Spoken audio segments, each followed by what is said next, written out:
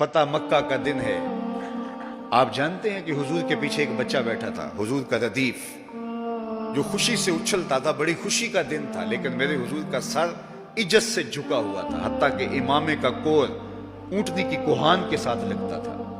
لیکن وہ بچہ تھا، نو عمر تھا، وہ اچھلتا تھا خوشی سے، تو حضور سے روکتے تھے، پھر وہ اچھلتا تھا، پھر روکتے تھے۔ وہ بچہ کون تھا؟ تاریخ میں ڈھونڈے، نواسا نہیں ہے، کسی انصاری سردار کا بیٹا نہیں ہے، کسی قریشی سردار کا بیٹا نہیں ہے، حضور کے خاندان کا کوئی فرد نہیں ہے۔ ہم نے تاریخ ڈھونڈی تو وہ حضور کے آزاد کردہ غلام اور منہ بولے بیٹے زید بن حارثہ کا بیٹا اسامہ بن زید ہے۔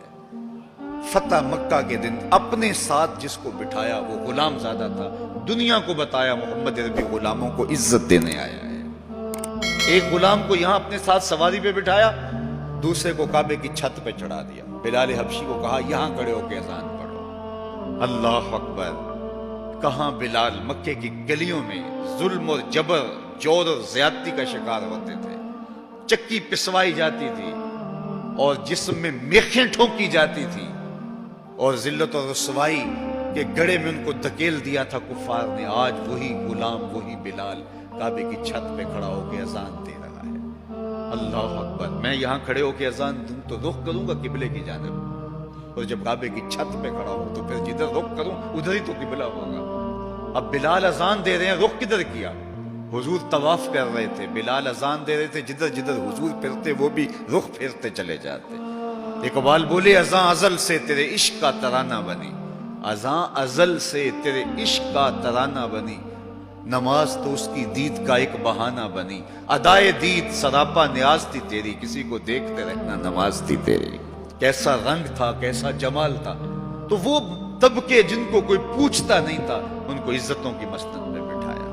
غلاموں کو تو بیڑیوں میں جکڑ کے لایا جاتا تھا۔ انسان کے اوپر حاکم بنا ہوا تھا اور انسان کی تذلیل ہوتی تھی، اور میرے حضور کعبے سے مخاطب ہو کے کہتے ہیں کہ تیری بڑی عزت ہے، لیکن فرمایا کہ مسلمان کی عزت، آبرو اور اس کا خون تیرے سے زیادہ قیمتی ہے۔ یہ سبق دیا، یہ درس دیا تو بھٹکی ہوئی انسانیت کو سراغ زندگی میرے حضور نے عطا کیا۔ تو اس لیے آج میں اور آپ اس کا شکرانہ ادا کرتے ہیں، اور اللہ کے حضور لاکھ لاکھ شکر ادا کرتے ہیں کہ ہمیں اس نبی کا غلام ہونے کا شرف اور اعزاز نصیب ہوا۔ تو پھر ان کی تذکروں اور ان کی محبتوں کی خوشبو بکھیریں گے، ان کے ذکر کی مہک سے مشام ہستی کو کیوں معطر نہیں کریں گے، ان کا تذکرہ نور بھی کریں گے، اور ان کے بتائے ہوئے طریقہ کو اختیار کر کے اپنی زندگی کو بھی نور نور کریں گے۔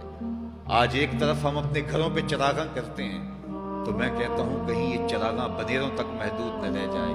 کوئی دیا لے کے دل نگر میں بھی آؤ، کہیں دل کی گلیوں میں اندھیرا نہ رہ جائے۔ تم گلیوں میں تو جھنڈیاں لگا دی، کہیں دل کی گلیاں ویران نہ رہ جائیں۔ آؤ کوئی جھاڑو لے کے دل کی صفائی بھی کرو، تمہارا اندر بھی ستھرا ہو، تمہارا باہر بھی ستھرا ہو، پھر میرے مصطفیٰ پہ درود پڑھو۔